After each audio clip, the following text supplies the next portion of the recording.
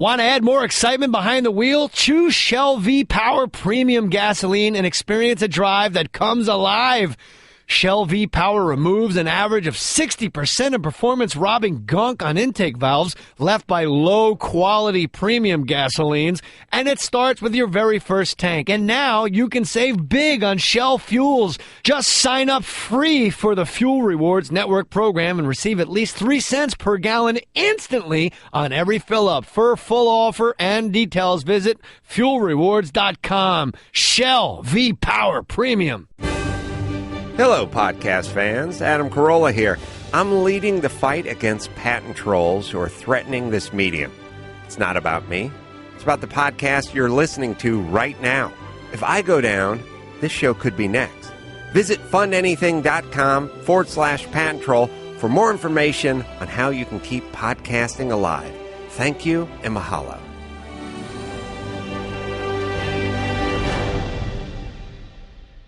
Geico presents Fan Mail to a Pig. Dear Maxwell, first off, hope you are well. And I am. Seems like all you do is promote Geico's web and app abilities. And while I really enjoyed your last commercial where you talked about how I could take a photo of my VIN number and add it to my account all via my Geico app, I've got to think it doesn't leave you much time for anything else. Do tell. Sincerely, Miranda Morgan.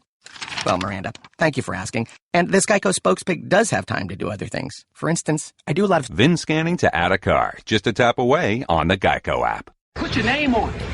Just put your name on it. That's all I say. Be a man or a woman. Put your name on it. Well, I'd like to hear about it, potheads. How the fuck you gonna know how to be great if you don't study greatness? Look at the game tape. Donuts. If you wanna battle, it's either that you will or you won't. You know, you're not a bad-looking man, Mr. Gals. But you are, Blanche. You are in that chair.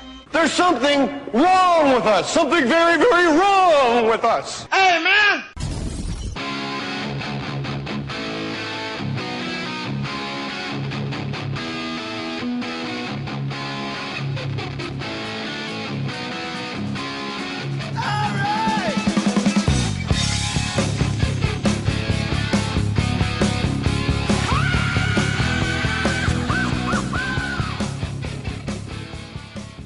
More Stories podcast with the lovely Lisa Lampaneli. Fat Girl Interrupted is the one-woman show, right? Yes, it is. Now, I take umbrage to that title, or maybe it's apropos. It is. Because you're very slim. I am. I lost 107 pounds. That's a lot of sex. That's pretty good. That's a lot of sex. Oh, that's no sex. No sex. No sex is making you gain weight. Yes, that's the problem. Well, they do make condoms. Yeah. Well, that wasn't why. Oh. Just with inappropriate partners, let's just say that. When you're with the wrong person, you don't want to F them. No. So you just sit in bed and eat next to them? Oh, yeah. You just eat a lot. You know you're not really, truly in the happy relationship you thought you were in when you just are like, what do we eat now? Because you know what I mean? It's like we never think of sex. We never get around to it. So that's why we're getting through the divorce amicably. Oh, yeah. Now, Jimmy, who right. I know. You know him from Gotham. I didn't know you were Club. divorced. And when you came in, your Wikipedia page said you just got divorced. Yeah. And I'm like, wait, I know Jimmy from Gotham Comedy Club. Right. He always has that cool beard. He looks like he's in the Just for Men commercial. He does. He's like a giant man. Yeah, well, the thing is, he's like 6'3", 6'5", something like that. Oh, it's bad when you don't know your husband's height. Maybe that's why you get divorced. You know nothing about it. Why'd you guys get divorced? That's the problem. I think we didn't really know each other that well when we got married. Like, we were the type that kind of at the time he filled a good need for me, which was I wanted to be with somebody safe and protective and who'd never leave kind of thing out of my own insecurity. And then you leave him. What a creep. Exactly. That's why I had huge guilt until, thank God, he got a girlfriend who I actually like and know. And I was like, okay, now the guilt is done. I sucked him into this horrible relationship. And now that he's moved on, I'm like, okay, I can just move on too. You lose 150 pounds and then you cut him loose. Well, he lost 100 in his defense. Did you guys lose it at the same time? Yeah. Like, I got gastric sleeve surgery in April of 2012, and he got it in June of 2012 because he said if I didn't die on the table, he'd do it, which is very loving if you think about it. So he ain't not for nothing, but if you come out of this, maybe I'll think about maybe it. I'll get lose weight too. So yeah, no, he lost a lot of weight, and he looks like a movie star. Like, he looks real good now. He really, I don't know how David Chase missed him on The Sopranos. No kidding, right? He's perfect. I know. He could have been that guy, the one who, the gayish one. Remember the one at the end, the Fanuc? Johnny Cakes. Yeah. Oh, I love Johnny Cakes. I love Johnny Cakes. But I think the listeners of the More Stories podcast need to know you never call him Jimmy. It's the first time. So you've been Jimmy Big Balls. Jimmy Big Balls. Yeah, well, that was because he had those balls that look like. No, we don't know. You're looking at me and Vito, engineer, like you remember Jimmy's big ball. No, we don't know. Oh, we had huge balls, like the entrance to Epcot Center. I mean, huge. It looked like that thing a hobo puts on a stick and puts over the shoulder. You know that big freaking thing. Like when Scooby-Doo runs, like when Snoopy runs away, the kerchief on a stick. Exactly it. Big and hairy. I hadn't seen anything that big and hairy since I gave Oprah a Brazilian. Okay, I mean it's huge. So, Jimmy Big Balls. But this is the one thing I wonder, because his new girlfriend is super nice. I like her. I kind of introduced them. See, I do my job, you know. If I'm going to leave you, I'm going to set you up for the future. First of all, you get money from the prenup, but not too much, because I had a very good prenup in my favor. So I gave him a little money to get started. I set him up with the new girlfriend. But how is she dealing with those balls? That's what I want to know. Do you ask him? I got to get close enough to ask him, because they are horrifying. How? Like, did they hurt when you make love? Dude! I have very small, and full disclosure, I have very tiny balls. Oh, really? Tiny. Is it off-putting? No, they're just small. But that's even weirder. Why is that weirder? Well, you just said his balls were Epcot Center entrances. Well, they are. And you know what the thing about the balls were, too? It's like one day he showed me as he was losing the weight, and this is how we know God hates me and wants me to go to hell. Those balls, as he lost the weight, the balls got bigger. It was almost like, it wasn't just an optical illusion. It was like they legitimately gained in size. So one night he's laying there and he goes, hey, check it out, because that's how he talked, because he's a wop. His ball was resting on the sheet on my side of the bed. And because I'm a nice person trying to be spinning it positive, we never have to buy throw pillows again. But you know what? I think, Vito, if I may call you that is the night I know. When I saw that one ball on the sheet and the other one on the nightstand, I was like, this is done. We got to get out of this relationship. Yeah. Or you could have rested your head on it and loved him. I could have. Or used it as a doggy bed for doggy. Or a doggy door. Yeah. A trick dog door, like the Winchester Mystery House of Nuts. Oh, like my you God, think you're coming and going. You don't know. Do you ever see on the Learning Channel that guy that had 135-pound balls? Well, that's a disease, though. Yeah, but you would 100, like at 3 pounds, you would go see your.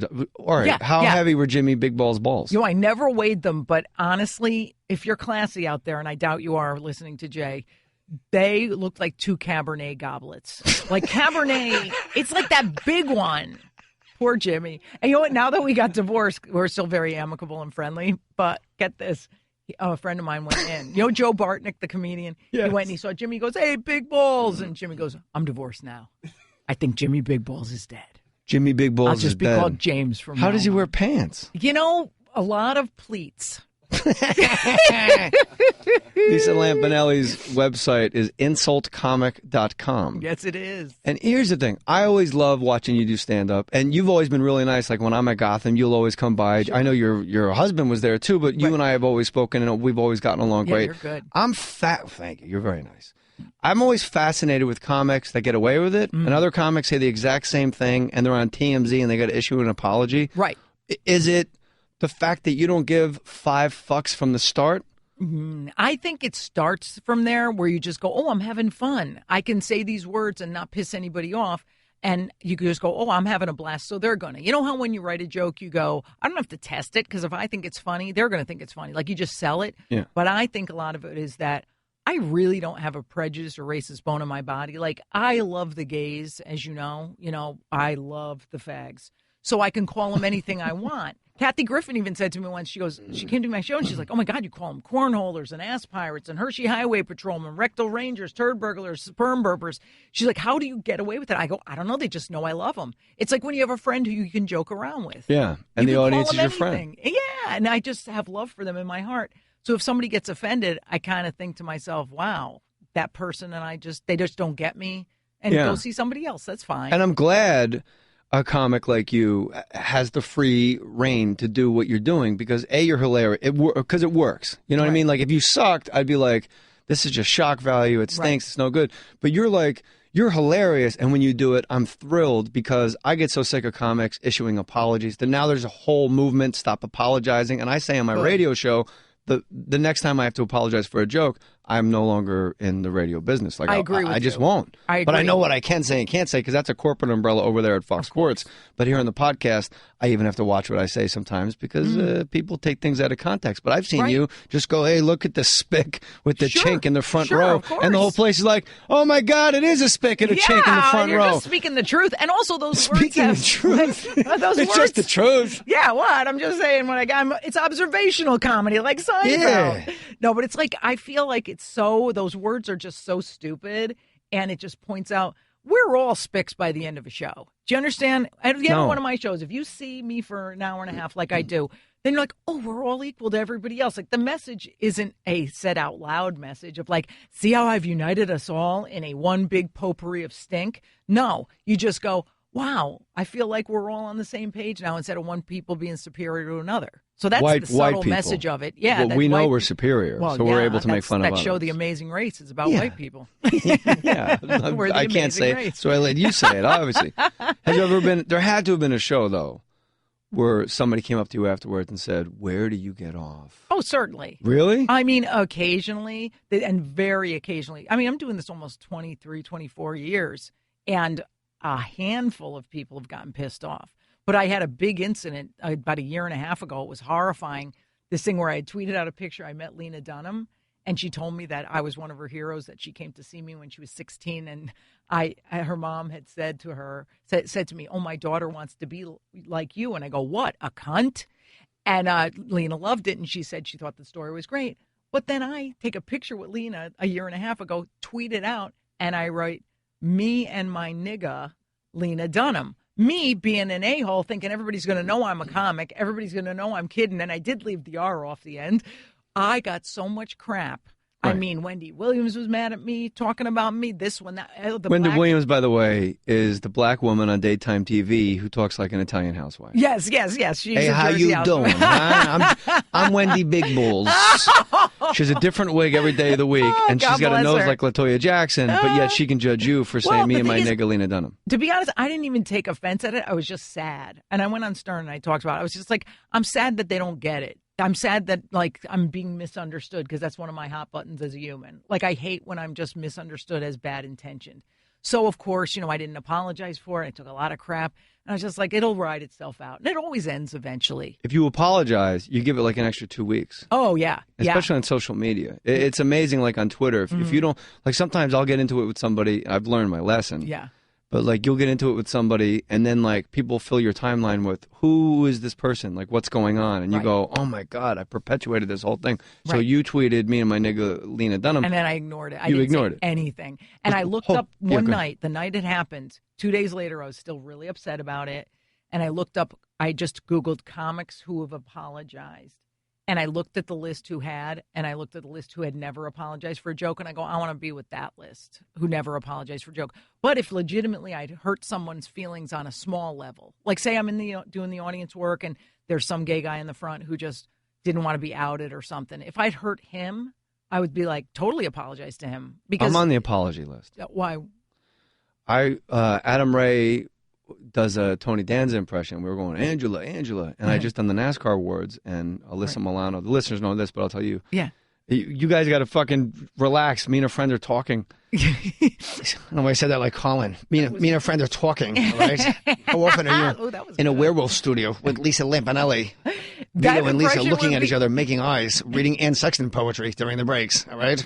I hope Colin Quinn could get more famous so you could get more mileage. No shit. Between him and Barry Katz, I'd have another hour of material. Like, what has Colin Quinn done to himself? What deal has he made with the devil that he can't get more famous? I think he truly, like, he is an artist. I think he's an artist, and he just stays in his apartment, go on tour with like the Constitution, and like long story short. But he was on Girls. Speaking of Lena, I know. So Alyssa Milano was there at the NASCAR awards, and I usually do the podcast out of my house in my garage. I put a baby down. I kiss my wife. I'm going downstairs, and I hate when guys say to me, "How'd she look?" Right. Because I'm like, I don't know. Like, I'm woman blind. And if you don't believe me, I can't help you. Like, I don't know. I can tell you what guys are hot. Alec Baldwin, I'll fuck that guy in 2 seconds. Oh, yes. Fat Alec, not skinny Alec. Big, sweaty Alec with the M&Ms. Forgiving. That's what's up. Oh, okay. You know what I mean? Like Rufus, like I know what guys I think are really handsome, but like in like the magazines, all the girls, they all look the same to me. Isn't that nice? Is that because your wife, you just are so... I just got one. And people, when you know this, girls don't go through this. Like when girls get married, it's like this big celebration. I'm going to circle back around to the Alyssa Milano thing. Okay. Guys get married, they go, whoa, one pussy for the rest of your life, I know. bro. And I'm like, yeah, but it's the one I picked, stupid. Right. It's not like UPS dropped a 5 off at my door that won't stop talking. Right. You have a 10 who probably knows when to shut the F up. She never talks ever. Oh, God, you're so lucky. I wish she would talk more because she writes half my act, and she's like, she's in something. Well, the listeners know this already. Okay. So, yeah. So you get Alyssa Milano. He goes, "How did she look?" And I go, "Oh, bro, it was a mess." Really? She came backstage, she presented, took her Spanx off, and said, "Fuck it." Oh man. Alyssa Milano weighs like 105 pounds. She's like this big. She's a Hummel. Yeah. And then and he goes, "Really?" And I go, "Oh yeah." She's like 180, 175, 180. He goes, "How do you know?" I go, "I just read it on her gut." And then someone isolated that and sent it to her. Wow. And then she tweeted, "Thank you for," this is the key phrase, the media phrase, "Thank you for fat shaming me." Oh, God. I was on ABC News. George Stephanopoulos and Robin Roberts had a segment about me fat shaming Alyssa Milano. And then they showed my one joke about Danica Patrick at the NASCAR Awards. Right. Like, this isn't the first time he's bashed women. Oh. I made fun of Jimmy Johnson that night for 6 minutes. No, so I sent an apology to her because she really thought somebody just sent it to her out of context. Yeah. I don't want her to think I'm sitting in my garage like making jokes about Alyssa Milano. So my apology was to her. I think that's fine. I felt bad. You actually, if you legitimately feel bad for a joke, then there's no problem with apologizing because that's just being a human. But if you're apologizing because corporate says you have to, I'll be you fired. wouldn't do that. No, I won't ever again. No, ever. I could see that. Ever again. Hey, look at Joan Rivers. She never apologized for a joke. You know what? Robin Williams dies, and it's like one of the greatest people of all time, and like all the demons he did, and then like right after him, Joan, and I don't think anybody's talking enough about Joan. Really? It's weird because I would listen to Howard so much, and they did a whole like. It seemed like a whole week. I don't get satellite. I got a new truck. I don't have satellite, so I don't have it so anymore. They're giving her lots of respect. Okay, and stuff. good. And I got called by everybody that day, like for a quote and everything. So I think they're really paying some mad respect to her. Did you give the quotes? Yeah, I did because she hated me. She did. Why? This is what's funny. I was always a fan of hers because, she was groundbreaking and you have to like be happy for anybody who opened doors for you. Just as, a woman comic, she was edgy and bawdy and allowed us to do that. But she would go on Howard because she wouldn't be up to date on my act. And she'd say, he'd ask her, who she likes and stuff. And she'd go, "Oh, that Lampaneli, she's a one-trick pony. All she talks about is the black guys." Then she said this 7 years after I ever made a black joke again. Like, I haven't made a black joke in 7-8 years out of respect to Jimmy because now I make jokes about his balls instead. So I'm at least a 2-trick pony, balls and black cock. I thought that was pretty good. And sperm bumpers. And chinks, too. Don't forget that. And yagas. And what? And with no R, though. Of course. But here's the thing. If you put – this is how crazy it is for people like Lisa and me and the Daniel Tosches and the Jim Nortons. Like, if you put the R on that same exact tweet, one letter, you would have been the most vilified human being on the. I kind of was already. The A was pretty bad. I know, but imagine if you just wrote N-I-G. I won't even say it. If you just put N-I-G-E-E-R, game over. Well, Jay, you would laugh because as I. Why do you keep looking at Vito? What's going on here? Oh no, I'm kind of sharing. Is that no, okay? he's just a tech. Don't worry. Oh, he's nobody? I thought you had like a little crush on him. No. I was just trying to be inclusive. No, you said no way too quick. She's being respectful. I was just kind of thinking. Yeah, I'm not. Am I staring Vito at you? Yeah. Am I? Yeah. Oh my God, I'm really... not in love with you. Don't worry about it. No, I'm still working on myself until I'm ready to date. Sorry, I'll look at my publicist and said she's way hotter than Vito. I know, right? You can look at Vito all you want. Oh, my own. Okay, so anyway, when the N-word tweet went out, the N-I-G-G-A tweet went out, I said, I'm going to try one night of shows where I don't say any racial slurs just to prove I can do it. And I did it and it was still really super funny. So I was like, okay, I prove it to myself. And then the next night, of course, I went right back to the chink spick, all that stuff. I just wanted to prove it to myself. But then I said, okay, I'm just never saying the N-word again. I said never again. And have you never said it since? No, of course I've said it like the very next night. I always break my promises to myself. I'm never saying this word again. Right. Look at all these. I couldn't help it. And I go, you know what? That's what just is it, a me. King Kong movie in there? I just said if it's meant to happen, it's going to happen. I'm going to say it if I need to. And I've only said it in the context of where I tell all these stories about me yelling at people because I had such big anger issues for the last few years. So I said something like, I got old people disease before I was old. Like, you know how 80-year-olds can yell nigger and you won't even be mad at them? Yeah. That's the only context I tell the joke. I say the word. Like, I'd never say, look at this, enter in the audience. Yeah. You know, unless he was really dark. It's amazing. It's amazing. Just kidding, blacks. Don't get your machetes out. They don't listen to podcasts. They don't have the money. Here's the thing with you and your act is I've seen you on so many roasts. Wait, first, I'm really upset that Vito isn't somebody, and I've been wasting my time looking at him. No, Vito does all the imaging for the Fox Sports Radio. Yeah, but that doesn't help me. No, he cannot help your career at all. No, why am I looking at you? You know why? Because you were nice to me when I had the dog in my hand. First of all, he's hot. Let's get that out of the way. Vito's a hot guy. Handsome. I mean, he's all right. I would put Vito down as hot. Got a beak on him. No, the nose is not bad because I'm Italian and I have it too. You're okay. Like I bet you got a hot bitch. I do. Yeah, see, they all do. Armenian. Go. Oh, wow. Have at it. That's an Italian and Armenian baby. Yeah. He's gonna be born in a fursuit. They're gonna give birth to a werewolf. I know. I see the werewolf memorabilia. Yeah, the kid's gonna come out. The doctor's gonna hold up a silver bullet and say, "Behave." Choose Shell V-Power Premium Gasoline. It removes an average of 60% of performance-robbing gunk on intake valves left by low-quality premium gasolines, and it starts with your very first tank. Choose Shell V-Power today and let the excitement begin. Jay, do you just love how naturally funny you are? Me? Yes. Oh, I don't know. Do you ever think about it? No, do you ever think when you are? Never. No, but I always go, there must be some guys who recognize they're gifted. I wonder, or they just have way too much self-esteem or just they're delusional? I have a lot of self-esteem. See, that's really good. Yeah, and the discussion in my house, we've talked about it before, is my wife thinks I'm an actor that learned how to do comedy because I have no hole. Yeah. I have no, like, that emptiness where I wake up like, ugh.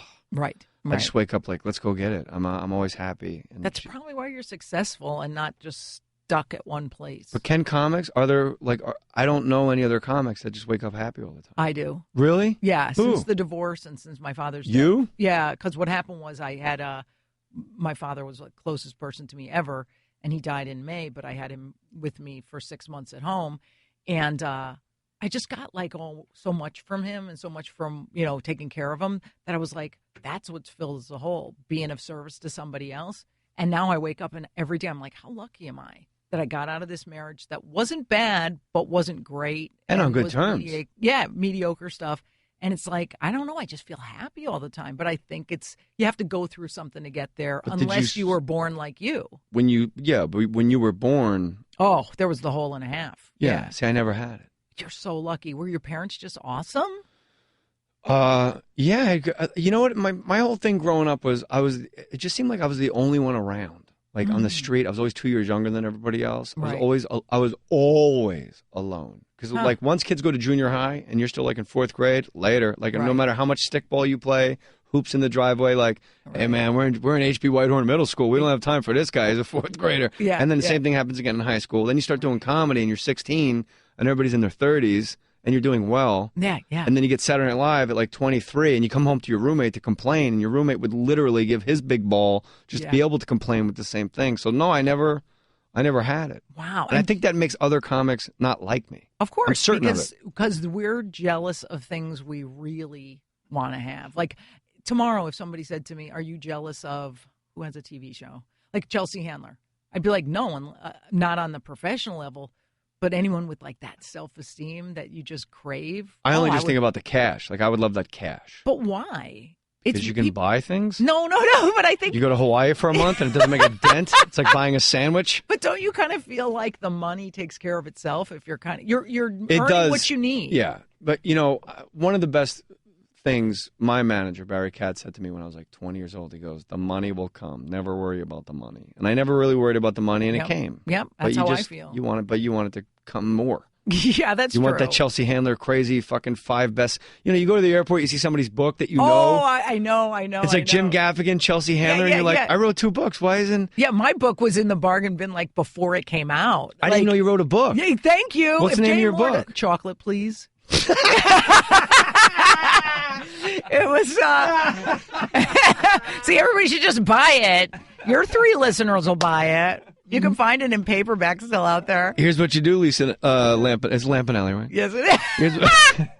I have an Amazon banner on my website. You have a website called insultcomic.com. Yes. And everybody, they support this podcast by going to the Amazon banner at jmohr.com. Basically, Amazon wants to know that you got there through my website. And then buy stuff, and then I'll read what you bought. You got to buy, what is it called? Chocolate Please, My Adventures in Food, Fat, and Freaks. Okay. Chocolate Please by Lisa Lampaneli. Go buy that book. I've not read it. I don't know if it's good or bad, It's but great. if Lisa wrote it, I'm assuming it's fucking fantastic because she makes me laugh all the time. Stand up, meeting in hallways of weird buildings in Manhattan and doing a podcast. You said chocolate. I know, Please. you busted out. It's hysterical. Well, at the time I wrote it, You're I like, liked you know, it's the Chocolate apologies. My father, we took a chocolate, please. Men. Yeah. It's just everything he said prior. It was a juxtaposition that was inappropriate at that time. Matt Roberts used the Amazon banner at jmohr.com. Matt, this is what, you got to buy Chocolate Please by Lisa Lampaneli. Everybody does. I guarantee it's Do you make on any sale. money off it still? Oh, no. Mm-mm. I didn't make any money off it. You know, I got a huge advance, which was the You know time- there's an H in huge. Huge. Huge. Huge advance. Say huge human. I had a huge human advance. There you go. Is that okay? You had a big advance. So I had this big advance. Yeah, let's just avoid That's all the money you get. Yeah. The advance. That's it. But it was at the time where all comics were getting a book deal. Yeah. So they thought we'd all make some money for them, and we didn't. None of us did. But here's the problem is getting a second book advance now. It's hard. Yeah. So I'm just like. Third one, impossible. I know. It's not going to happen. Matt Roberts. You like this guy. Seems like a regular guy, right? You want to say something to Matt Roberts? Want to insult Matt Roberts? Sure. He put his nickname Schnib. Oh, boy. Go ahead, hammer him. Light him up. That's kind of you asking me to, like, work. That's like Mazee Morning Zoo. Yeah. Well, what kind of bits you want me to set you up for, Lisa? Lisa Lampaneli in studio doesn't like blacks and Puerto Ricans. That's crazy. Says the N-word. Everybody loves that. You know, here in Miami, Lisa, we don't have Puerto Ricans as much as we have Cubans. Go. Yeah, hey, good thing you floated here. Hey, I didn't recognize you without your raft. Hey, Leon Gonzalez, how you doing? Lisa Lampaneli. 8th caller gets the cheese. Come on, people. Matt Roberts, Dear Jay Moors. I purchased a Luke Skywalker and Princess Leia costumes for my son and daughter, respectively, using the Amazon banner at jmohr.com. Don't worry, I will not make them kiss like in the movie. Love the show. Keep up the positivity. Love you, dude. Matt Schnib.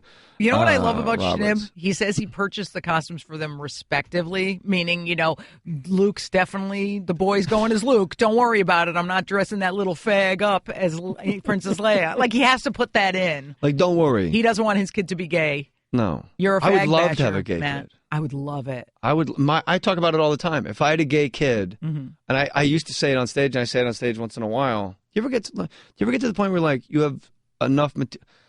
It's a really douchey thing to say, That's but okay. it's you and I talking, Yeah. and the listeners will have to just realize that's how you and I would talk in real life. Okay. Do you ever get to the point where you realize you have so much material that, like, second show Friday or whatever, you're like, huh? Oh shit! There's like 20 minutes I haven't done in like years. Well, you know what? Since I do theaters, I don't have to do 2 shows a night. You're an asshole.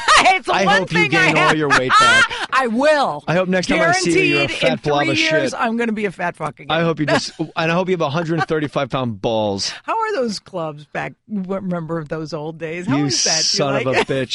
I do theaters too. Oh, come on. In your San hometown. Antonio, November, what? Majestic Theater in my hometown, Verona, New Jersey. I'd be in the woods with a red I'm Solo just kidding. cup. You know I'm just joking around. Why you, Paul? I don't give a shit. It's me and you. because I love you. But I do. about having gay kids. I love, you know what? I wish I had a retarded kid, and I'll tell you why. I was very offended. I know you're laughing silently, so your audience doesn't know how mean you are. But I saw a woman on Oprah years ago saying the most devastating day of her life when she realized her kid was going to be special needs. And that felt very evil to me, that she was so devastated over having a retard kid. Like, to me, a retard kid is a gift from God who you don't have to save for college tuition for. Talk about So being of service. Yeah. Hello. Yeah. My aunt's special, Aunt Christy, my wife's aunt. Mm-hmm, She's 50. Mm-hmm. And it's like that whole side of the family, that's all they do all day. Right, right. And she's like, can I have a Diet Coke? Like, she has echolalia, too. Like, she'll get something in her head. Mm-hmm. Like, can I have a cup of coffee? Can I have a cup? All day. Wow. That's all. They've just traded in their adult lives to care for this human being. They have a special place in heaven. These people. Yeah, see, that's why we got off easy. Admit it. All your kids are normal, right? Yeah. And very. like you got these normal dogs. Yeah. Like, you don't even have a dog with like a half a nut or half a left leg. I mean, you see some of these people with the dog with the little wheelchair Sarah McLachlan thing. dogs. Oh, awful. I love that commercial. I do too. It kind of makes me laugh. I'm like, are they redoing the I Am the Walrus video? Like, what happened? There's a dog with mustard coming out of his eyes. There's a rabbit on crutches. My God, it's so sad. And then she comes on and she wants to sell me a fucking homeless dog. She has a $3,000 pedigree golden retriever in her lap. Does? Yeah, she's petting the thing. She's just evil now. She's dead to me. How many homeless people did she avoid to sell me, unload a homeless cat Hello. on me? You sounded like Colin again. Cat. I do. All right. Don't make a big deal out of it. What can I say? I've always been a fan of the felines, you know? Catwoman. She did it for me. All right. Stupid. Jay Mohr. What? I saw Picture Perfect again the other day. Aww. And I have to tell you, it is so cute. It is one of those movies that when I turn it, like, you know, when you're flipping channels and there's nothing better on, you just have to watch it. Well, there's nothing I said, better this is so You much watch a better Jay than Mohr watching movie. a good movie. Sometimes you don't want to watch something with quality. You want to watch a Jennifer Aniston downgrading herself to work opposite of Jay Mohr. It's true. Yeah. And believe me, she thought that's exactly I'm what sure she did. Oh, she was the worst. Yeah? She was so mean to me. Really? The meanest person I've ever met in show. She made me cry. No way. I was 26 years old. I went to New Jersey, put my head in my mom's lap, and I wept. And I went, she's so mean. That's awful. First day of rehearsal, she walks in. I'm talking to Ileana Douglas. And she goes, 6 guys they screen test. She's talking to Ileana. She goes, 6 guys they screen test. The one fucking guy I hate, that's who they hire? And she points to me. And then she goes to her dressing room. That was inappropriate. That was the first day. Wow. And then we had like those dancing scenes at the wedding. Yeah, And they would say cut. And she would look at the table like Kevin Dunn, Faith Prince, like Broadway royalty, Faith Prince. Yeah. And Kevin Dunn, who's like that guy. He's in everything. And they'd go cut. And she would look at the table of these people and go, see? And this shit went on for a month. And Lisa. this is why Brad left her and did better. Yeah. She deserved that. And she's dating that guy who had one part. She's been pregnant for 44 years. Oh, God. She wishes. She has one of those fake stomachs. She's just like totally play acting. What's a fake stomach? She's just acting like she's pregnant. She ain't pregnant. How about Patricia How black Heaton? did I just sound? What happened? Oh, okay. She ain't pregnant. Yes. Yeah, I'm just trying to be a nigga. First of all, really? Like a het said, she ain't pregnant. Huh? Say what? Her weave ain't even good. I saw the tracks. I saw the tracks like Amway. I saw them tracks on the back of her head. You said Amway instead of Amtrak. What'd I say? Amway. It's the same. No, it ain't. One's a feed store. Oh, that's okay. Oh, no, the Agway. Agway? Agway. You okay. Okay. I like when people on like reality TV argue. They just say that one sentence over and over. No, it's Amway. Yeah. Amway. Amway. But they hand them like Amway. Amway. Amway. And the other person's like trying to make a point. But I just... Amway? Amway? Are we talking about Amway? Amway? We're talking about Amway now. Okay. When shopping for car insurance, consider this. Geico has been saving people money on car insurance for over 75 years. So if you're serious about savings, it's simple. Go to geico.com. After 75 years, they know how to save you money. So you do want a gay child? I do. First of all, you want children. But no, I don't. I'm 53. That ship has sailed. I haven't had a period in 2 years. Maybe you already went through menopause? Oh, yeah. That's young for menopause. I know. Isn't it? It's good. Oh, that's why I was so angry on The Apprentice. That's why I was such a cunt on Apprentice, because I was just screaming at everybody. I had hot flashes. Well, plus I'm super competitive and hated everyone on my team. But I blame the menopause. I think you and I are probably exactly the same. Like if I go on like whether it's Survivor or all right, let's just take the example. You, The Apprentice, when I go on, I'm winning. Like, oh, God, yeah. Because it's impossible. Why wouldn't we win? Because we're geniuses. I'm going to lose to fucking Teresa Giudice from The Real Housewives That's who I was on with. Oh, really? Yes. And I was like, I'm not. See, I don't watch that. I watch quality television. I know. I'm not going to watch Lisa Lampaneli on some. But you would have loved me on it because I was gangster. And they did an article on the top 10 fights in the history of the show. I was the top 3. Who'd you fight with? Teresa, Diana Mendoza, this retarded Miss America from Miss Universe from Venezuela, who's friggin' idiot. I'm really into the issues. Yeah, like gay kids. Shut the fuck up. And also, gay kids. And the third one, Lou Ferrigno. Oh, my God, me and deaf. Ferrigno threw down. He's not deaf. His ears are just stupider than the rest of his body is. Guy's a fucking retard. No, he's deaf. Dude, he is not. I yelled really loud and he heard me. One day, this is how useless he was during a task. I sent him and Miss Universe. Task. No, I sent him and Miss Universe. Hold on. Let me pause. Okay. You just started a sentence. I send Lou Ferrigno and this universe out on a task. Yeah, well, because you're the worst manager ever.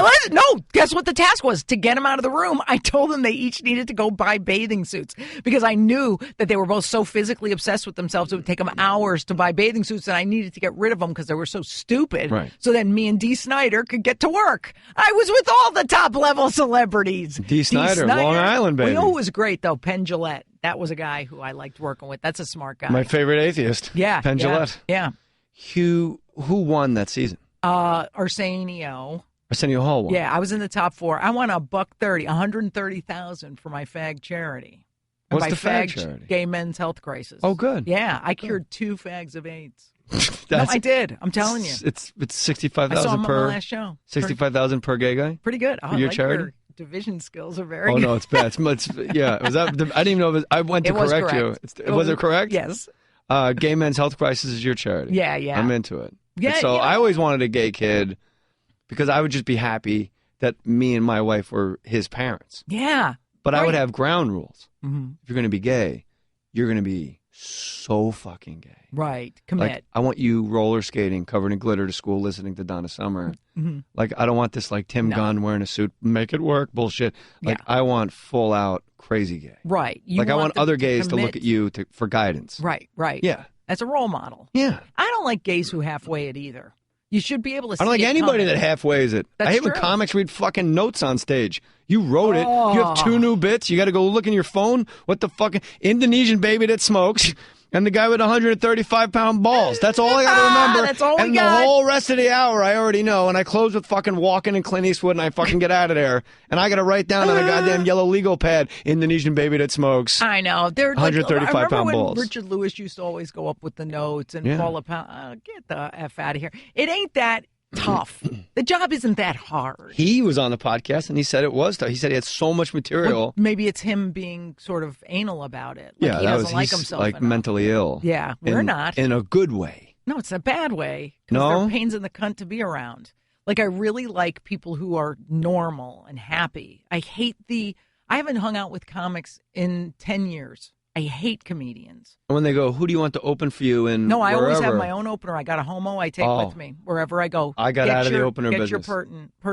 Get your own opener. I get out of the business. Yeah. I don't care. 'Cause you know what? You get your own opener, you start paying them, and then things get wonky, and then It used to, but me and Mo have ground rules. The gay guy's name is Mo? The Mo. The Mo. His name is Luke, but I call him the Mo. The Mo. The queer and I have ground rules, so we know. Queer. By queer, you mean strange. No, And he likes the cock. Yes, a cock. So these are the comics I love. Okay. And you're this exact kind of comic. Okay.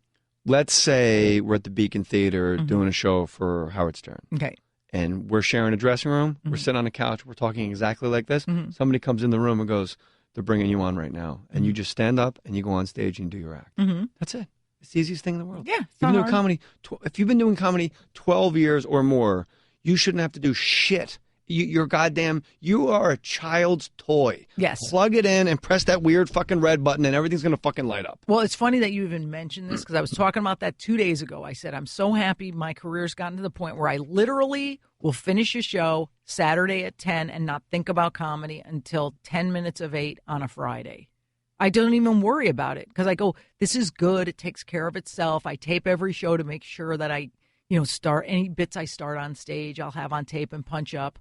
But you don't have to think anymore. When do you listen to yourself? I have my assistant. We have this girl who transcribes it. How much money do you have? You got a publicist, a gay opener, and an assistant. And a manager, and a couple of agents, and a lawyer, and a Jew. I didn't know Lisa Lampaneli had it rolling like that. Jimmy Big Balls, he's going to get ball reduction surgery with your money. I wanted him to get ball reduction, but they said they don't do it. Yes, they do it. They absolutely, they do it. For diseased balls. No, I heard the announcer for the Yankees, John Sterling. I heard he had ball reduction surgery because he was in a bathing suit and he freaked all the players out. Seriously, when he was in spring Jimmy training. told me when he was in high school, he was jumping hurdles because he used to be really skinny. Okay, you're going to think it's a joke. It's not. He told me a ball popped out of the shorts and stunned everyone and knocked the hurdle down. It's true. He told me that. Why would the guy with the biggest balls not just go be a shot putter with that low center of gravity? Thank you. That's why we had to split hurdles? up because he just didn't think enough. He doesn't think enough. But we don't think enough either. We need a thinker. Don't you think that's what great comedy is being able to not think at all? To just go up and talk. Well, when you're up there, that's the only time you're freest. Yeah. Do you notice that's the only time you're 100% you? Although after the Lisa Dunham tweet, I guarantee you the next show, you weren't 100% you. You're right. Because I was trying to go, let me see what I can do without saying spick and chink and this and that.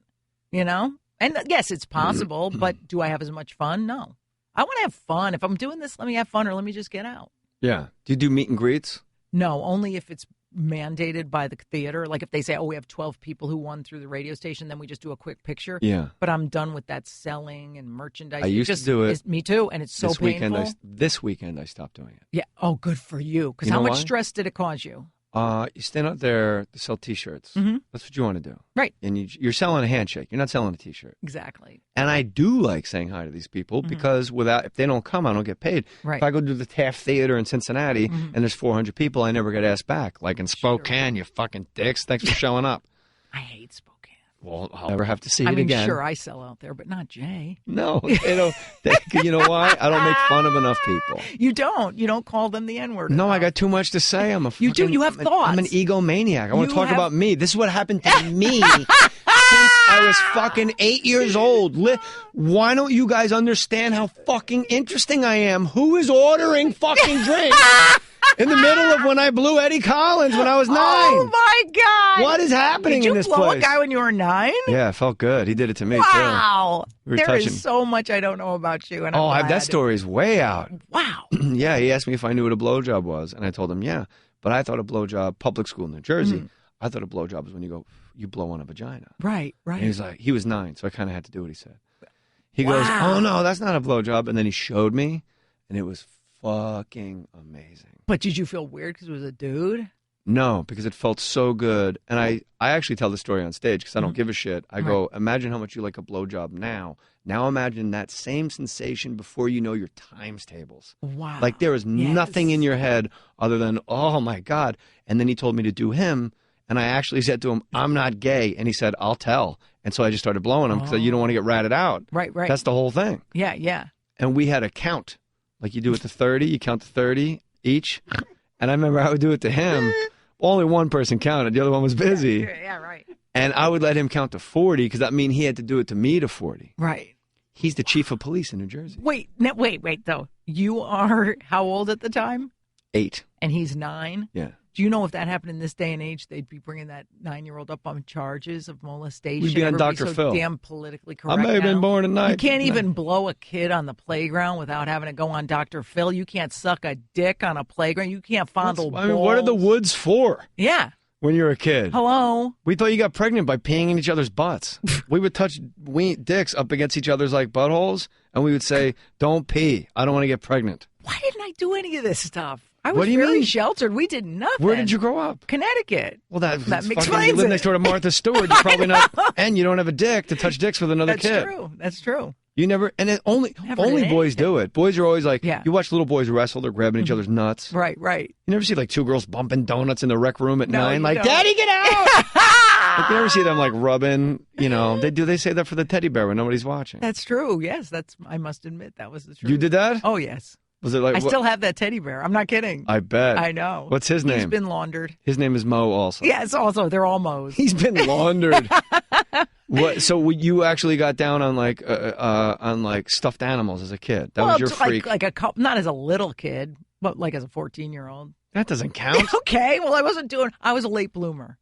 I'm still not quite bloomed. What? I've still got a lot to experience down there. You're 52 years old. I know. It's got a fucking drawstring at this point. You better get on it. No, I got to get going. I got to try more stuff. I'm not very adventurous. That's what I always talk a lot of shit on stage about being so adventurous as jokes, but I'm really boring in this. Really? Oh, horrible. I'm not. And watching also, your act, you think there's like a conga line of no kidding, black guys nothing. waiting in your apartment building. Well, they may be waiting, but you guys here to see Lisa? Delivered. Yeah.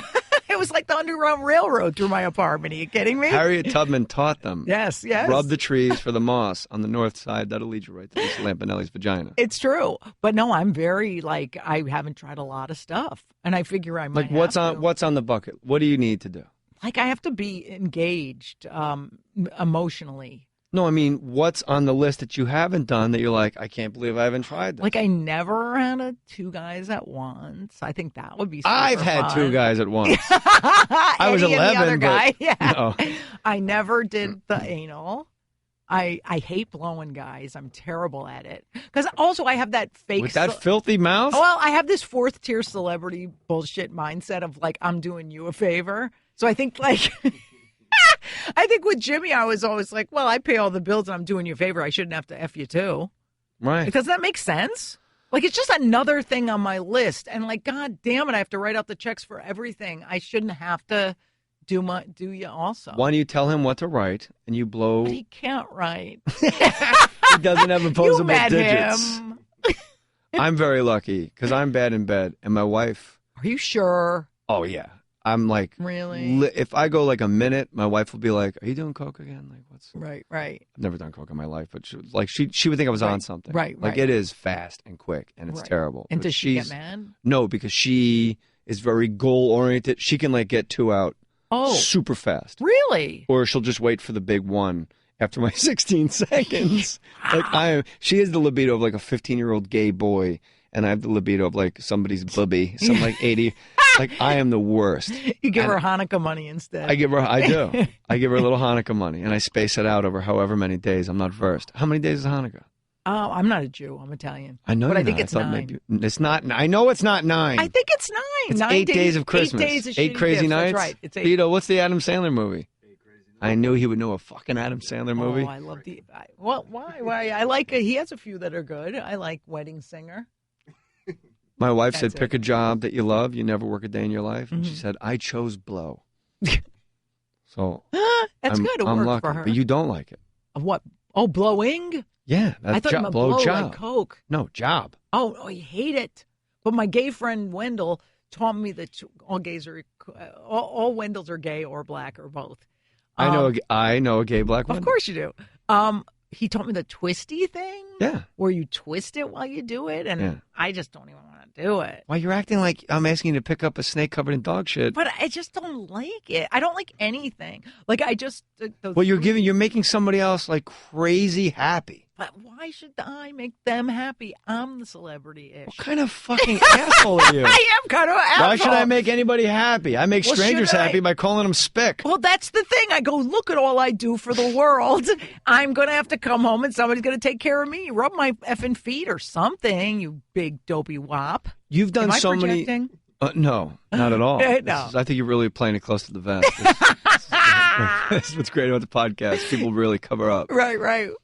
You've done so many roasts, and people have done so many great jokes about you at roasts that there's a line in my head where I'm not sure even what's yours and what's not. Yes, exactly. Like, you are a complete original, where, like, if there's a roast and, like, Norton and Rich Voss and Colin Quinn go up and, like, smash Lisa Lampaneli, and then I watch your act, and then, like, a year goes by, it's all like this big stew of, but it still goes into your pot. Right. You know what I mean? Yeah. Does that make sense? Kind of. Like, you're getting credit for shit people said about you because the way you are made them think of the perfect joke. Oh, that makes for a lot you. of sense. Does that because you're like an actual complete original thing. Right. Like you're. I love when people make great jokes about me, and like then I can say them on stage. Oh, the best joke ever said about me was this, and then that's 10 more seconds I don't have to fill with original writing, which I think is really in the big theaters you play. Well, I sweat out. You sweat out the talking Empire about yourself Theater getting blown in San Antonio.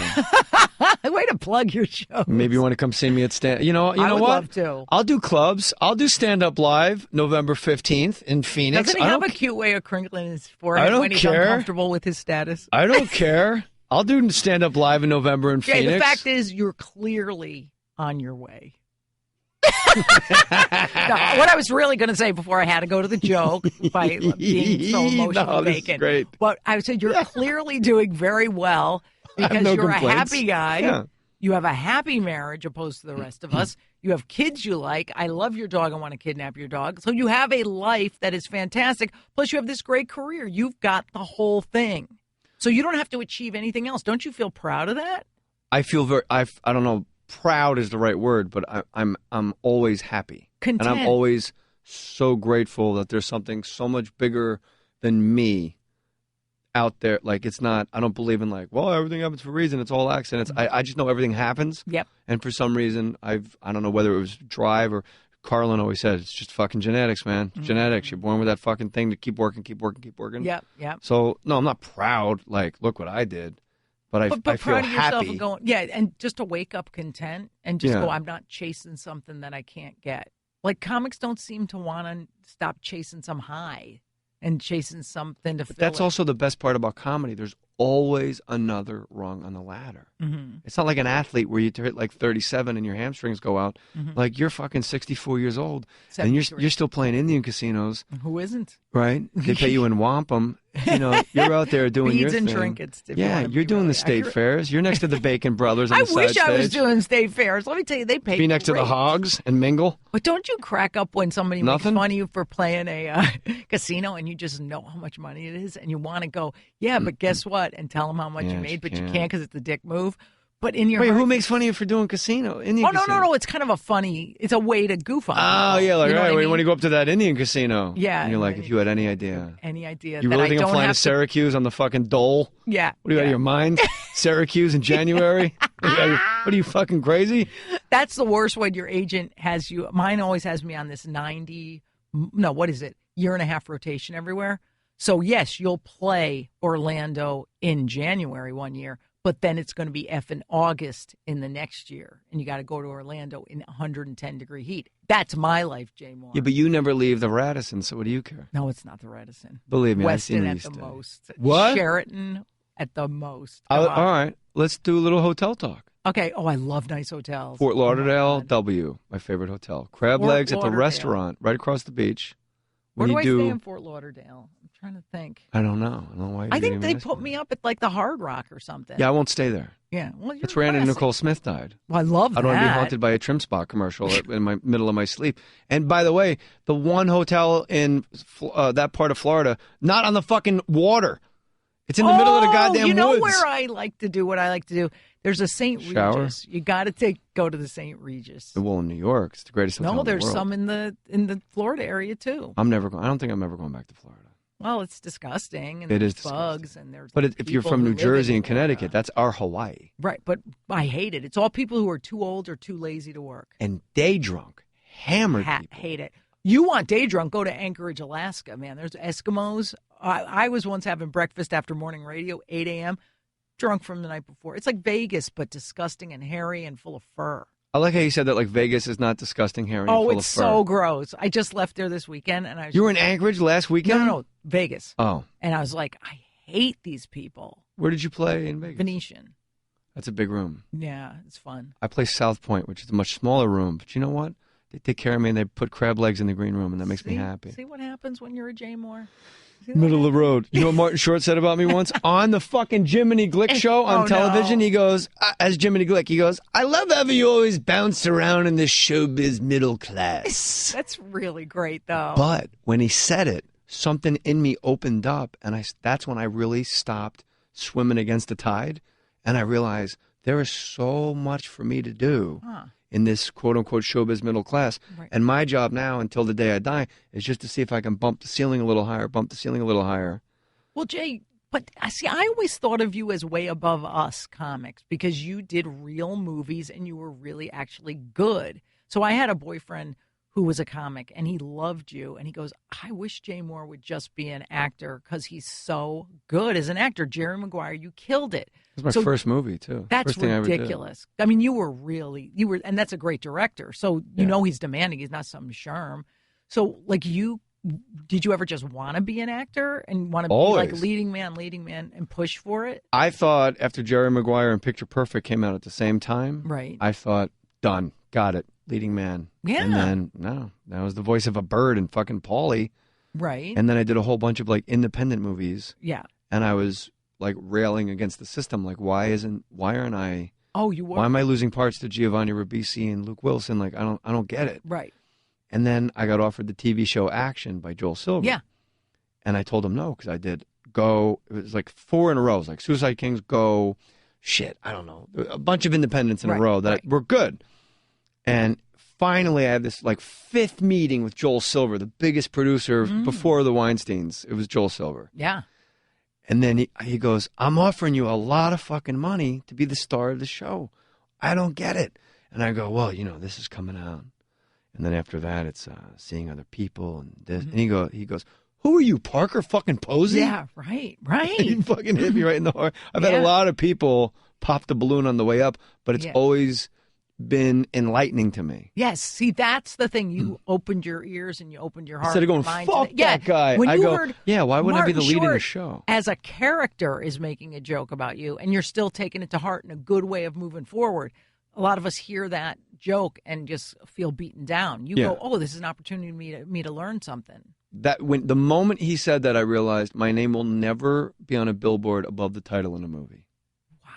Wow. It was like clear as day. Right. Like it's never, like, just get it out of your head. It's never, if Martin Short is on stage as Jiminy Glick, and that's the joke that he thought I was cool with. Yeah. And Martin Short's like he's kind. Oh, yes. He's very kind. That was crazy. It wasn't like somebody was like cutting me down. But of course. But you know what's cool? It's acceptance. It's accepting your place and going, I'm at this level for a reason. And I'm supposed to be here instead of always, like you say, railing against it. Yeah. Like I always go, I'm never going to be the cool one. Like I'm never going to. I always say. But everybody thinks you're cool. See, I want to go on that. Like there's a hole that we're talking about. Cool is like Sarah Silverman and like they're hip and they're like, beautiful and this and that. And I go, I'm always going to be the kind of, chick that's really super funny, but that's what I do. Would you trade places with her? No, because I learned long ago. Done. We're done. That's it. Yeah. That's it. No, that's it. Well, it's just for personal reasons. Like I think my life is how it's supposed to be and how I like it. So I don't know what her life's like, so I wouldn't know how to trade with her. Because I used to be jealous of Pauly Shore when he was doing those movies like Encino Man. He was making $2 million. God, you didn't trade with him. Well, he was making $2 million a movie, and he did like 8 of them. And I was doing like Uncle Sputchy's Chuckle Hut and fucking penguins in Iowa. Right. And no, I'm not coming back, Iowa. Stop. Just stop tweeting me. I'm not coming. They do love you. And then finally, my manager goes, would you trade places with him? And I'm like, nobody ever just asked me. I was like, ugh, no. Right. Like, I don't want to do Biodome. Well, I just remember there was about 7 years ago, there was an article about women in comedy. And on the cover was Tina Fey, Sarah Silverman, and Amy Poehler. Not a comic, not a comic. But that makes me crazy. Well, like, Bill Murray's one of the best comics. No, he's not a fucking comic. Right. Well, no, they're comic actors. So, right. But in the spread in the inside was all these legitimate comics and comic actresses and shot by Annie Leibovitz and all this. And I'm like, I was so shattered. It was 10 years ago. I was like, why aren't I cool enough to be with them? Why aren't I cool enough? They quote me in the article, but they didn't even put me in the picture. Oh, my God. And then I'm like, you were too fat. That's not me. No, you're too fat. No, there was a fat bitch in there. I forget who it was. Fat cunt. But my heartfelt speech is a little derailed. But what I was going to say was, I'm like Rush. You know the band Rush? Yes. I'm like very good at what I do. I may influence a few people, but I'm never going to be the cool one. And those are the cool kids. I'm never cool. You're the Canadian girl comic. I am. You're Rush. You're a trio. I am. I'm Greg a power Proops has trio. the best line about Rush I ever heard. He saw Rush in concert. I said, how was it? He goes, I've never seen more gray ponytails in my life. Fucking Rush. I love Rush. I love Rush, too. I was a big prog rock fan from way back. Huh? When I was a journalist, I got out of Syracuse University. I was a journalist for years, so I interviewed bands and stuff. I interviewed Rush 3 times and Tull. I was a real nerd. Yes. Like, that was my shit. Roundabout. Yeah. Oh, I put Roundabout out in the car, and my 3-year-old starts bobbing his head to the bass line. But that's what I tell myself. I hope it's the bass line that he's bobbing his head to. Because if he's doing it to the keyboards or the vocals, we got problems. We are. And he's going to be roller skating to school. Oh, my God. He might be, but you'd like that, you said. I would. Yeah, So you were not in that. I know exactly how you feel. Like when you feel like you're left out and you're like, I put in way more work. And there's always people that are kind of new and they just sort of get anointed. Well, and you're an asshole if you don't think they're funny. Like, you're not allowed to say. You can't say, I don't think Aziz Ansari, if you say anything negative against him, all full disclosure, I've never really seen him do stand-up, so I don't know. Me neither. But there's certain people, Amy Schumer, Aziz Ansari, a lot of those guys who are newish and youngish and coolish. Like, I know Amy, she's cool as hell. She put me on her show. Yeah. But if you don't think they're cool, then you're an asshole. Here's the thing about Amy. It's almost like everybody brainwash the world. Well, like, do you remember Gretchen Mol, the actress Gretchen Mol? I don't. Okay. 1992, 93, they put her on the cover of Vogue. No one had ever heard of her. I think she was in a Matthew McConaughey movie back then. Mm-hmm. Like some courtroom Matthew McConaughey. And recently she played Betty Page on like a HBO movie. Okay. But like, it was just like, here you go. Here's Gretchen Mol. No, we said. And it seems like suddenly that's kind of like the press is like really late to comedy. Yeah. And they don't realize like Bill Burr and like guys that can just go fucking destroy at a Klan rally, at the Apollo. I don't give a. You could put me in front of old people, gays, blacks, Puerto Ricans, Asians, that just got off a bus at Universal City. It doesn't matter. But they go like, no. This is the issue. These are all the people you should be on the lookout for. It's true. And you're like, wait, I'm supposed to be on the lookout for Tina Fey. She hosted the Oscars. Right. What are you talking about? Right. This doesn't even, your magazine doesn't make sense. Well, and she's talented. Back in those days when I'd read that, like, remember Rolling Stone would always have a comic of the year or something, and I'd always want them to fail. It was so bad. This is like the first year, because I've been working on myself so much that I'm like, I don't know who that is, but good for them.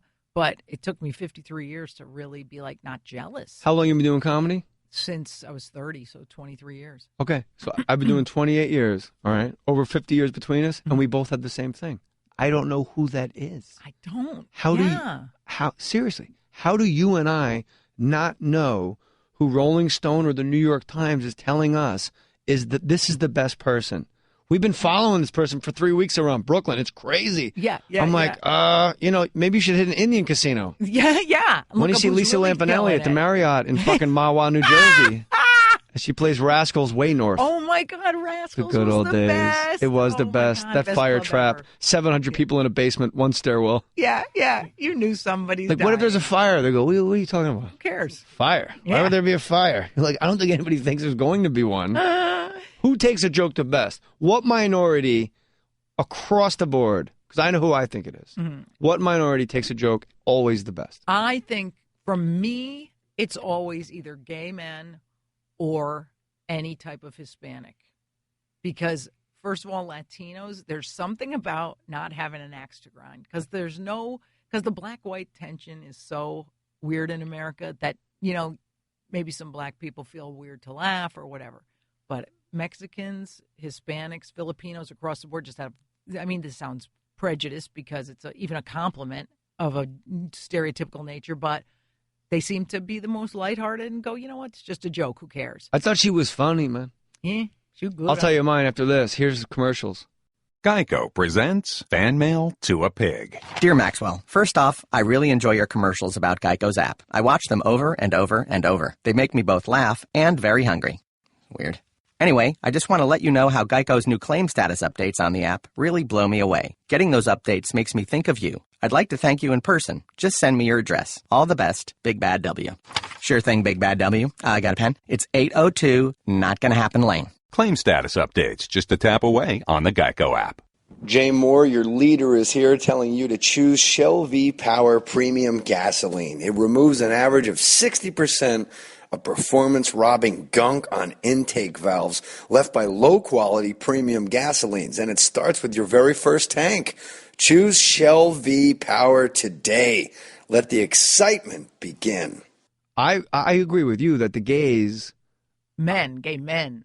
Yeah. It's funny. I had my wife on the podcast. I finally got my wife on the podcast, and I needed her to say out loud to America and everybody, lesbians fucking hate my wife. Lesbians hate your wife? On sight. Why? I don't know. And you think they love her? No, and horses. Horses hate your wife? Horses. I came out of a Starbucks by the St. Regis Hotel in New York City. Right. With my wife, and there was a police horse, and the thing started fucking jumping up and down like she was the omen. And she told me the day we met, lesbian horses hate me. But gay guys are confounded. Like, they get really confused because they do want to fuck her. Right. Like, we met Rufus Wainwright, who's like, he's Rufus the Baptist. He's the gay. There's no one gayer and more royal gay. He's the Prince Charles of gay. And he looked her up and down, and like Mary Louise, it was at this weird benefit, like Mary Louise Parker and Susan Sarandon for some like Ugandan refugee thing. And like, it got so put on its head Wow. And on the way home, she goes, he wanted to fuck me, right? I'm like, no question. Right. And then like years later, she goes, remember that time? And I'll go, stop. Yes. Yes. Yeah. But gay guys absolutely take a joke better than anybody. Yeah. And I don't know if it's because, why? I don't know why. I've asked them because I did gay book signings when Chocolate Please came out, still available at Amazon.com. And they've said, I said, is it because I sort of feel like an outsider too, like you guys, so you can take it from me? And then I was like, or do you just like mean people? I think it's that they have either really bad self-hate, so they buy into the negative stuff I'm saying, or they have a lot of self-love because they've worked on themselves and they're like, oh, she's just kidding and we know she loves us. So it's a combination of all those things. They don't take themselves as seriously unless you're at a rally or something and they want your fucking money for the fag AIDS. And you will never get a hate letter about me saying that. That's what's so weird. It's like if I just said something like the N-word, sickle cell, we might get one. Yeah. So those blacks have to learn. Yeah. Read something. Wait, what did you say? No. Maybe gays also, because if you're gay your entire life and you're in a town, you can't come out of the closet and you're like this complete social outcast and what if, and it's a whole thing. And then you go to college and then like you're 28 and you finally come out of the closet, you get disowned by this person says I always knew, and it's a whole thing. Like once you come out of the closet, fucking life is like who gives a fuck about anything? You're finally just able to let it all hang out. So when I call them out, they're all thrilled. I remember during a taping of a special, they came in tiaras and boas and stuff like that. And it was just like, oh my God, like you really kind of got to like yourself to do that. And you just got to feel free. I mean, it's cute. What do you want to do movies? Of course you do, right? No, that's the thing. Okay, listen what had happened to me. First of all, I kind of had you're the full revelation. Of shit. No, you're I had full the of shit. revelation you did, which was like, I like my level and this is where I'm supposed to be for a reason. Oh, I just say that shit for the podcast to make the guests feel good. It. No, I mean it because I'm 53. So I think I don't want to do anything unless it's fun. And every time I've been in a movie, I've had the worst experience ever because I stink. Like, I don't feel like a good actor.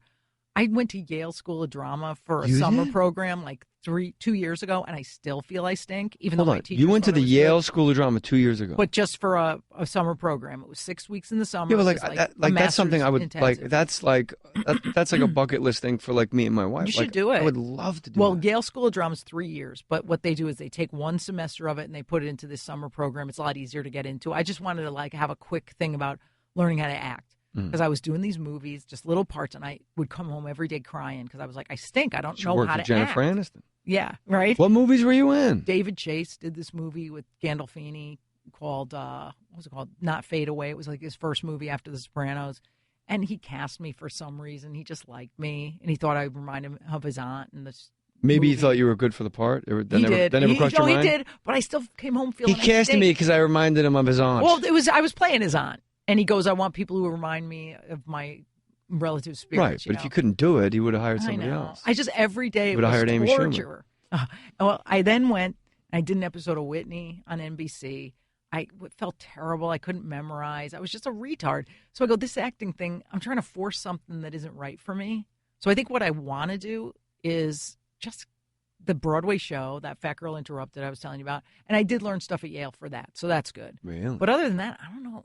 I don't like anything else. Like, I don't like TV. I don't like movies. I just want to perform and then retire. When you're doing like the Venetian in these huge theaters, I mean, you don't. I don't really have to do anything else. Like, I sold out Radio City and Carnegie Hall within a 3-month period. Asshole. No, I'm telling you why. I'm at Stand Up Live. But listen to this. 250 people, and I'm doing 7 shows in November. This was 4 years ago when my ticket sales were at its all-time high.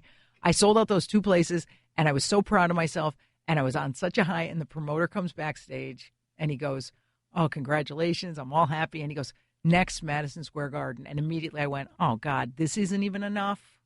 You know what I mean? Like, oh, I just didn't prove myself enough, and I got so depressed. And I said, F that. I'm just going to do what I do. And if this runs out, if my career runs and stalls, I'll just retire. I'm not that invested. You get that kind of cabbage? You can just stop? I could sell 2 of my places. What a joke. I'm not even kidding. How many? Wait. Okay, I've been doing stand-up comedy a long time. How do you not know I have money? Did you not look me up? Do you not listen to Howard No, Stern? we just hang out. I see you around town whenever I'm in New York. I save a lot, too. I'm really, really good with it. And I You don't just have said you kids. write fucking checks all day. That's why you don't blow Yeah, but your I husband. save, That's why you too. got a divorce, because you wouldn't blow Boy, him you because you're too remember. busy writing checks for every goddamn expense. So which All is right. it? I do Pick make a lane. some money. But I have a house in Connecticut, apartment in the city. Where's the apartment? Not specifically, but where? Upper East Side. Yeah, that's what's up. Yeah, and a house on Canyon Ranch property in Tucson. It's a health spa.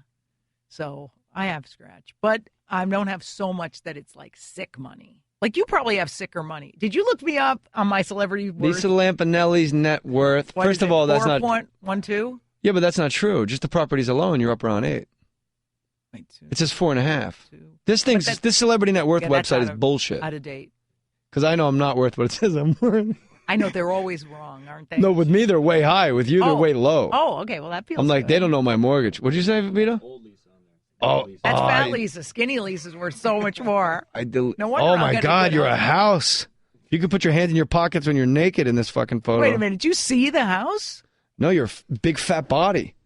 Oh, I know. Look Horrible, at you. right? Oh my God. I'm telling you. You're like a Macy's Day 107 pounds float. is a lot. I know. See how Jay, though, just went to, like, knowing I'm rich to now he has to make fat jokes about me? I get the insecurity. No, I'm It's obsessed okay. with the net worth because it's The girth and the net worth, baby. Girth worth. That's going to be the next book that Girth won't and sell worth. and I'll get no advance for. If you own an apartment in Manhattan, No, that one I rent because Oh, well, I sold mine that's- and put the money in the bank. See, that's where the you net worth had an goes up. apartment in Manhattan and you sold on the it. Upper West Side. I sold it and I put the money in the bank. Okay. And I have it. Well, not So the bank, but already I know that website's nuts. yeah, it's true. Yeah. But that's why I wouldn't even. But you think I'm kidding when I say I'd sell 2 of my houses? I would. No, I don't because- think you were kidding at No, all. 'cause It's just I would- amazing. I just would go, well, because I don't have anybody I answer to. So I don't have a husband I have to answer to. I don't have kids I have to support. I could always go. Yeah, because you "Gosh, keep I cutting could- everybody loose that you care about. I don't really care about them. As long as I'm good to my mother, and that's all I kind of feel like I Is she in owe. Connecticut? Yeah, she's 20 minutes from my house. That's it. That's She's all you cool. need. I'll What's her live with name? her. I'll live with that bitch. What's her name? Gloria. Gloria? Gloria. Gloria. Hey, Gloria, we Gloria. love you. Lisa Lampanelli, Fat Girl Interrupted. Coming And to you're gonna Broadway supposedly at some point in my history before I retire. Hopefully. Well, That's like, how I've started saying it because these Broadway people are full of crap.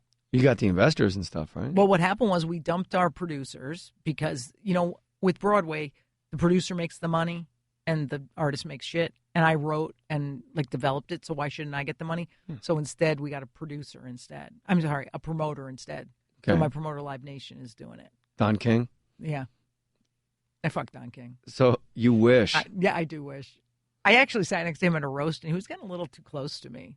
Lisa Lampanelli, he's not sure what room he's in anymore. Ew, he's so gross. He just teases the hair up and he's good to go. As long as the hair is right, he can just say shit that doesn't make sense. Yeah. Now he wears denim with American flags on the back. Yeah, right? He's always holding the stupid American flags. I'm Yeah, not saying well, the he American held flags those- are stupid. I When know. Don King holds them, it looks stupid. Isn't it great how you have to clarify that for the veterans out there who might take offense because they're huge half a audience, huge part of the audience. Sure. And, we love it. You ever do USO shows? Never. Why I'm not? too edgy for them. They always said, I say too much politically incorrect stuff. Yeah, but when when I go to Camp Pendleton, I'll do a show for Marines. And when I point out the Latino Marines and the Right. difference between Latino and white Marines and black, that's when the place goes fucking crazy. Well, that's You would when destroy. the people go nuts. But to get your way in, it's I need a nice tape like you probably have. A You tape? you just send a few nice clips from Picture Perfect and say, please help this guy. Me standing there in my boxers and my hair before my teeth were veneered. You got to watch it again. I love Pre-veneers. it. I love it. You can see my crooked I little really werewolf think teeth. You're great. You're great. Did you love action when you did it? Loved it. That Loved was it. fierce. Never loved working harder than I ever worked in my life that ever in my life. But, and what about that great? There was a movie where you played somebody in the mob that was super funny. Mafia. That was awesome. That was the most money I ever made for a movie. And it's the only thing I auditioned for. Literally auditioned for probably 700 things. Got 35, Yeah. which is a very high batting average. Yeah, yeah. It's the only thing I ever auditioned for. They told me I got it in the room. I auditioned and they go, great. But then after that, why did you say I'll never see my name above a title? That was a starring role in a big movie that 4 people went That to see. bombed. But you know why? When I saw it on the first day, listen how deluded I am that how great Jay is. I went to see that opening day, no lie, in Connecticut where I was living at the time. Nope. And I go, I'm going to go to the first showing because this thing's going to be sold out. And I was one of two people, me and my friend. Bad. And I'm like, this sucks because the movie's good. It is a good movie. And if you smoke pot out there, most of you, if you've never seen Mafia High, it's an entirely different Really? Oh, it's fucking not. It's ridiculous. Well, I love it. It's like watching, like the first time you saw Airplane High and you're like, oh my God. They're all wearing turbans. I never noticed. Like it's weird a whole shit. different level. Yeah, it's a whole different level. Yeah. And no, so that bombed. And then there's like other things that you do that I always assume everything's going to be great. That's why you do it. Right. You don't audition for something like, hey, maybe this will be on TV Land and I'll be on it for Valerie Bertinelli and no one will see it. You audition for shit because you think it's going to be great. Action was great, but nobody watched it. It was on opposite Friends and WWF Wrestling. Oy vey. So like the counter programming was out of its mind. Right. So you don't want to act. Don't you think it's funnier? It's better to do stuff and have things come out of by accident. Like, I didn't know they gave Grammys for comedy. So years ago, about 5 years ago, go on. My publicist called me and she goes, "Oh, you got nominated for a Grammy." I'm like, "For what?" And she's like, "For your comedy album, Dirty Girl." I'm like, "Wow!" So without like knowing I want it, it came to me. So it's almost like I'm just going to go with what comes to me. Who won that year? Oh my God, I was pissed because get the nominees: me, George Lopez, Harry Shearer, who had a great album. And there was another real comic. I gotta think Harry Shearer is the front runner just because he's got the gravitas and those two jerk offs from New Zealand. What's their name? Flight of the Conchords. And I go, Jesus Christ! That's when Jethro Tull won over Metallica for best heavy metal act. And Jane's Addiction, 1988. Nothing Shocking and Metallica. Yeah, Jethro Tull. Oh, the other one was Stephen Wright. Stephen Wright. Me and Stephen Wright lost. Forget you're even in the equation. Yeah, I don't even. Stephen Wright lost a comedy Grammy. Yeah. To anybody. Yeah. In any year. Oh, I was pissed. You know what's amazing? You don't give a shit about the awards, and it is great when you get nominated. Right. I won. Mm-hmm. But when you're there, and they say the nominees are, all of a sudden, there's a 1 in 5 shot. I'm walking out here with a fucking Grammy. How cool would that be? You'd stab your fucking grandmother in the eye for that fucking. Absolutely. No one. You're the only person I have this conversation with. Yeah. I was nominated for an Emmy for like Last Comic Standing and for writing for Saturday Night Live. Like I've been there a couple times. Yeah. And you go, well, you know what? Good for the show. Yeah. Great. Yeah. I own it. Keep, it's good. It'll make the show go longer, hopefully. And you go, fuck it, I'm at the Grammys. This is great. And they go, and the nominees are. And then there's a fucking monitor with 5 faces on it. And you go, oh, you motherfucker. Yeah. Can we just fight in a lot for this? Because I'll fuck everybody up. Yeah. Where's that fucking Proops cat? Let's fight. Yeah. Well, what sucked more was that day the New York Times came out. It was a Sunday. So there was a big article on me and a big one on Stephen Wright. So 2 full-page articles on us two, and these Concord fucks win. First of all, they're foreign, and these are our awards, so don't even think you're coming in here. Fuck you, Kiwis. I can't stand them. And I hate clean and clever, like it's very alternative, dry. It's very dry in here. Thinking bullshit. Shut up. I thought you washed the sink. I did wash it, and you washed it again. I hated them. But what was great thing was, they're the ones who won, so I got shit all over them. Like if Harry Shearer won, I couldn't get material out of shitting all over him. In front of Stephen Wright. Not Lopez. So I'm like, okay, good. The right Lopez people is a Latin guy. You fucking go right at him. That's true. I lost to that guy. Yeah. See, but you would say it differently. That fucking spick. Yeah. That lazy cocksucker. It was kind of like that. Kind of the clever stuff, so I always come up with it. I got a million you really are. I got a million of them. Wetback. Oh, there you go. That's good. Yeah. You're amazing. I remember early on some loser comic told me I should never say racial slurs because he was this guy who, I won't say his name, but I was at the Strip all the time and he was there and he had listen, if you say his name, I give you my word, I swear to God, we've done it on before. Oh, no, because you probably have never. Oh, you mean you want me to tell you? If you tell me on the podcast and then you text me. Take it out? If you I'm not going to text you. I'm going to tell you. Can you take it out? Oh, then don't say it. Just tell me later. This guy, so he had just gotten a deal with Fox or something for a TV show. But that was back when everybody was getting deals. Dane. No, it wasn't him. No, it wasn't him. Of course it was a guy in New Dane. York. So he had just gotten a deal, so he thought he was a big shot. And he goes to me, Lampaneli, you're really good. You're really funny. But if I'm you, stay away from like Spick and Chink. It's just not, it's not good. You're not going to get anywhere with that stuff. So as usual, back in the day, I was like, oh, okay. And I did exactly what I wanted. I mean, I poo-pooed Rickles' fucking advice. I'm not going to listen to this loser, big-headed cocksucker whose show went nowhere. So a few years ago, I bump into him, and he goes, remember when I said that to you? Oh. I was wrong for that. You obviously have made something of yourself. And I'm like, and you haven't? So this is great. Even the way he admitted his mistake was kind of dickly. Yeah. You know, you've obviously made something for yourself. Yeah. Okay. What was Rickles' advice to you? Keep it clean, no matter what. Rickles? He goes, I hear you do kind of that insult stuff like I do. I mean, he was super nice. Where'd you see him? The Friars knew I was a huge fan of his, and I was just starting out kind of with the insult stuff. And they go, why don't you go when you're at Jersey seeing him in Atlantic City? We'll hook you up to go backstage and just say hi. So I was like so nervous because that's like a god to me. Hi, how are you? Faggot. He was so nice and he was like so cool. But then he said, I only have one advice for you. Keep it clean because then you can work anywhere. And in my head, I'm thinking, I don't want to work anywhere. I don't want to do a bar mitzvah. I don't want to do a yeshiva benefit. Like I want to do comedy edgy and hard. But of course I went, oh, thank you very much. And then forgot it instantly. How about the two places you don't want to play, both Jewish places? Hate the Jews. Yeah. Pretty much came out Lisa today. Lampaneli, insultcomic.com. Jewhater.com. We'll buy that. No, that's a different website because they will go there. They listen. It's 1 million people. Okay, and they go anywhere you tell them to go. Don't go there. Don't go there. Go to gashaintfunny.com. I do own that because I remember once I was saying how women comics are horrible. And I go, I should really buy the web. I was on some radio show. I go, I think I should buy gashaintfunny.com. By the end of the show, someone bought it for me, so I own that. And is there anything on it? I hope so. Or is it just like a Verizon ad? That's a gash. Hey, gash. Hey, keep it clean, honey. You're never going to play the garden if you curse, you fucking animal. Hey! Oh, there's a guy. Did he ever give you advice? Yes. Well, no. That was my Seinfeld, by the way. Oh, okay. It's very good. No, he won't talk to me.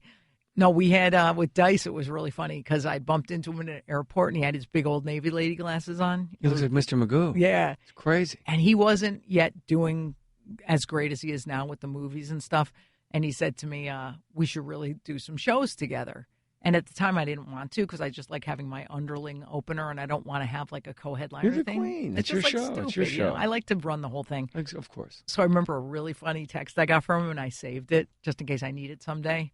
And it said, hey, Lise, you didn't call me. I know you're doing your own thing, but remember, I'm Dice in capital letters. And I go, I'm saving this forever. Me and him have been arguing for the better part of like 15 years on like Opie and Anthony. About what? Like crazy shit. Like crazy.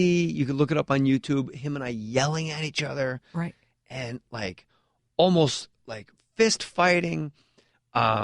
He called my house in New York, and the girl I was with at the time, he explained to her on the phone how he was going to kill me. So when I got home, she made me call the cops. Yeah. And I'm like, you don't understand. She goes, he explained to me how he's going to kill you. It turns out he was doing dialogue from like 5 o'clock high, like the John Cryer movie. That's like he was literally doing it. Yeah. So like we've been going back and forth, and everybody's like, you got to get Dice on the podcast. You guys got to put this to rest. Yeah. I finally get his number, right?